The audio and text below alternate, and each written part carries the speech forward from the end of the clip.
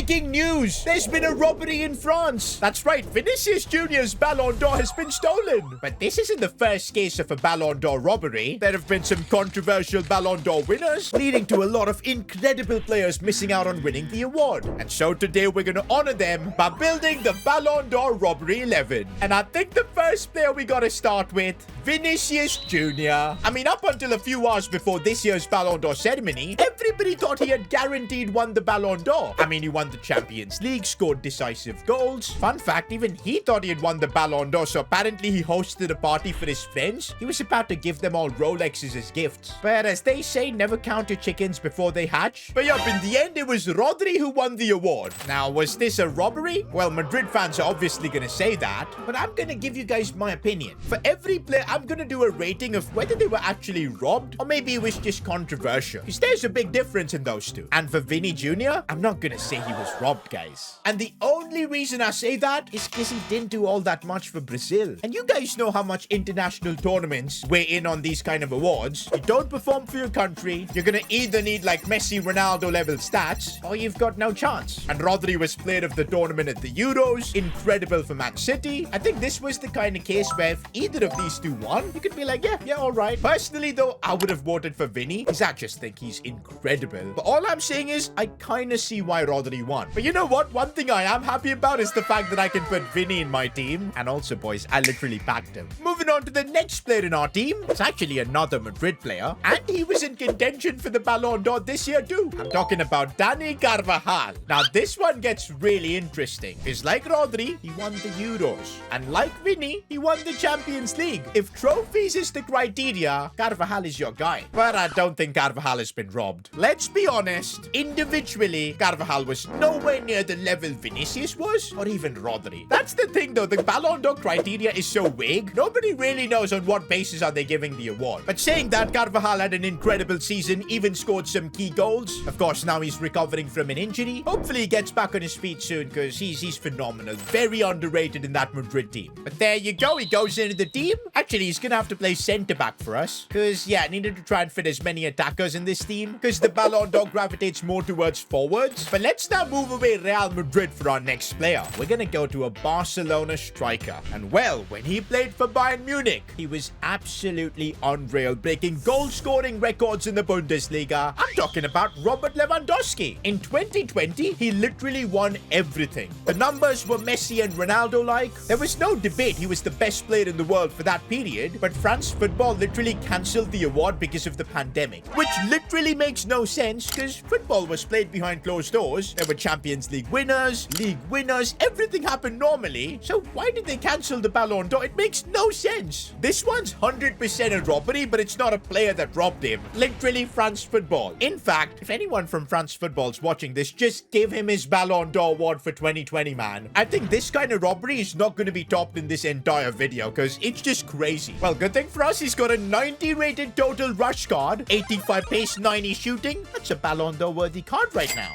There he goes into the robbery 11. One thing I'm glad of is that this team is coming together nicely, because once we build the entire team, I'm going to be taking these Ballon d'Or rejects into a game where for every goal I lose by, one random discard. The next player we're picking lost out on the Ballon d'Or with the closest margin in history. That's right, it was Leo Messi who won the award in 2019. He had secured 686 voting points, but Liverpool's Virgil van Dijk had 679. That's right, just 7 points split these two, and Messi took home the award. Honestly, I feel like, again, it's a situation where you can make arguments for both players. Messi individually had crazy numbers. Van Dijk had the Champions League. But yeah, for a centre-back to even be in the conversation, it's crazy. And it shows just how good Van Dijk was, or even is right now. Although I wouldn't call this a robbery. But there you go, we're buying VVD, and he's going to be holding the fort for us in that back line. It's time for us to complete that back line with another defender, possibly the greatest defender of all time,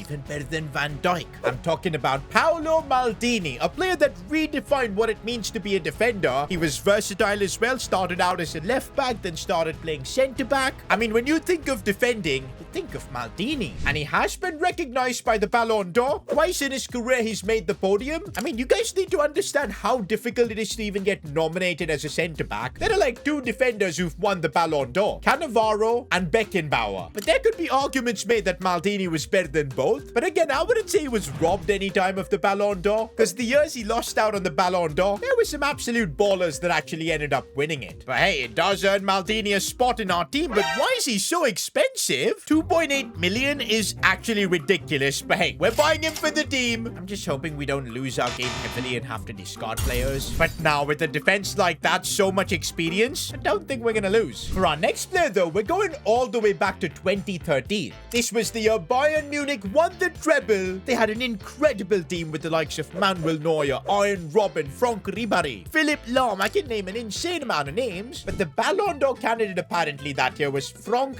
Ribery. He did end up losing the award to a certain Cristiano Ronaldo. And it was actually very controversial at the time. Ronaldo had crazy stats. He was trophyless that year. Individually, that year, it was 100% Ronaldo the better player. Even Messi actually finished higher than Ribery. The thing is, at that point in time, Messi and Ronaldo were just so ahead of everyone else that even if they didn't win trophies, what they were doing on the pitch was just never seen before. And maybe that's kind of why Ribery missed out on, because his stats weren't all that crazy. And I think you couldn't even make a 100% argument of whether he was the best player at Bayern Munich, because they had Robben who actually scored in the Champions League final. Manuel Neuer was a huge contender too. I think what we're realizing is if individually you're not him at your particular club, you're sharing the spotlight with other players. Even if you win the big trophies, it kind of gets hard to win the Ballon d'Or, especially when you're competing with, you know, elite level players like Messi and Ronaldo. But again, a similar argument where I do feel like Ribery would have been a fair winner as well, just like how Ronaldo was. And there you go, we're buying Ribery for 1.7 million coins. And oh boy, our 2 wide positions are absolutely insane. Talking about Ribery, another one of his teammates feels like he was robbed in 2014. In 2014, Ronaldo won the Champions League. Ronaldo was, of course, the hero, but that was also a World Cup year. And it was Germany who won the World Cup over Argentina in the final. And Manuel Neuer was something special. And I know it's super hard for keepers to win the Ballon d'Or. Only Lev Yashin has done it before. But Neuer literally reinvented that position, the sweeper-keeper concept. But still, he missed out. The thing is, again, I can't call this a robbery because what Ronaldo did that year, 60 plus goals, God knows how many assists. It's again very subjective, but still controversial. And I do feel for Neuer because usually when a team wins the World Cup, their best player does end up winning the Ballon d'Or. But I guess not if they're the goalkeeper.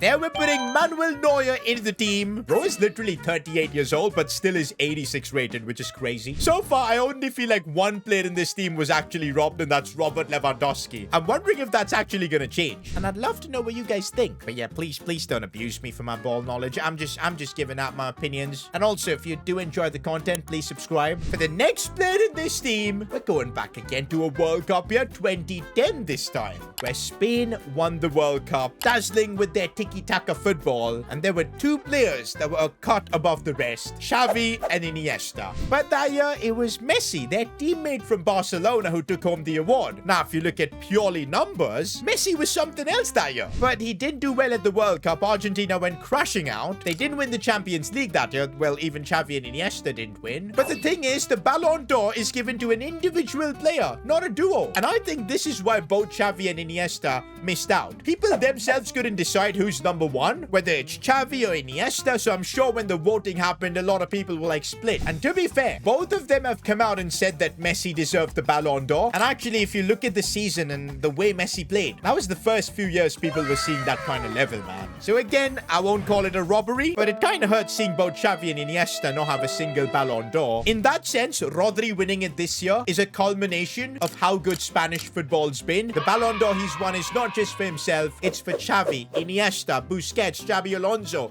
All these Spaniards who changed the sport with their playstyle. For now, though, Iniesta's not in the game, so the choice is kind of easy for us. We're going with Xavi, and he's going to be the first midfielder of this team. We're now moving on to the cam position, but we're sticking to the same year as 2010, where Messi took the award. There was also another really big contender, a player who won the treble, Wesley Sneijder. He also reached the World Cup final with Netherlands and was really good throughout the tournament. Maybe if he did win the World Cup, they would have given him the Ballon d'Or. But again, he had the same issues as Ribery. He was not the absolute best player at Inter. There could have been arguments for the likes of Milito, Samuel Eto'o. Again, not a robbery in my opinion. Buying him for 698,000 coins. And there he takes that cam spot. Honestly, guys, this team is getting way too expensive. Anyone that I have to potentially discard is going to make me cry. But you know what? I trust these players. They all deserve the Ballon d'Or. They're going to deliver for me. We've still got a couple of spots left. And let's pick our sentiment position, where we're going to go with an Englishman. Maybe one of the closest English players to get to the Ballon d'Or. Stevie G, because back in 2005, when Liverpool did the insane comeback against AC Milan, it was Gerrard who orchestrated it. He was absolutely brilliant that year. There was also another Brazilian who was just as good, if not better. Ronaldinho. And Dino was pure magic. His prime at Barcelona, very few players have reached that level, so it's probably very hard to give the Ballon d'Or to anyone but Dino. Again, can't be a robbery, but Gerrard was a serious contender, and that's why we're going to be buying him for the team. Just one player to go, and this one's recent. We're only going back 2023, when Manchester City won the treble, and a certain Norwegian striker broke every possible record. Premier League most goals in a season, done. Champions League, crushed it. He literally won everything he could have, but it was Messi who won the award, and a lot of people, I remember, were really pissed about this. But again, it was a World Cup year. Messi won the World Cup. It was the trophy the world wanted him to win, and he was absolutely brilliant, by the way. Again, this was a situation where Pep Guardiola summed it perfectly. Whoever wins deserves it. What you're realizing is people just prefer international tournaments more, so it's so tough on players like Erling Haaland, who are of nationalities where you don't expect to win trophies. But I genuinely believe soon he'll get his reward, man, with that Ballon d'Or. But for now, we're putting him into our Ballon d'Or robbery 11. I've already got his Player of the Month card in the team. That's actually our team complete, but some honorable mentions, like, of course, Robin we spoke about, Iniesta. There's players like Luis Suarez who've never won a Ballon d'Or. Mo Salah even is a good shout. Thierry Henry would be a big one.